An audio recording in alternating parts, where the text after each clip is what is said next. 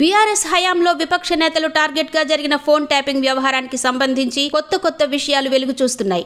Suspended police అధికారి నాయని భుజంగరావు తాజాగా ఇచ్చిన కన్ఫెషన్ స్టేట్మెంట్ తో కలకలం రేగింది. హైకోర్టు జడ్జీల ఫోన్లను కూడా బీఆర్ఎస్ ప్రభుత్వం ట్యాప్ చేయించిందని ఆయన చెప్పారు. ఎస్ఐబి మాజీ డీఎస్పీ దుగ్గ్యాల ప్రణీత్ రావు ఇచ్చిన వాంగ్మూలంలో కూడా కీలక వివరాలున్నాయి.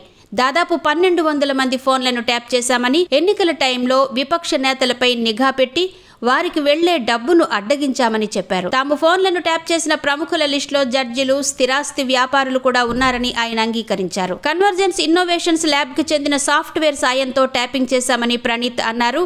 ఫోన్ ట్యాపింగ్ వ్యవహారాల పర్యవేక్షణ కోసం 17 కంప్యూటర్లు, 56 మంది ఎస్ఓటి సిబ్బందిని వాడుకున్నామని ప్రణీత్ వెల్లడించారు. రాష్ట్రంలో కాంగ్రెస్ అధికారంలోకి రాగానే ఫోన్ ట్యాపింగ్ను ఇక ఆపేయాలని ప్రభాకర్ రావు నుంచి ఆదేశాలు అందాయని ప్రణీత్ రావు పేర్కొన్నారు.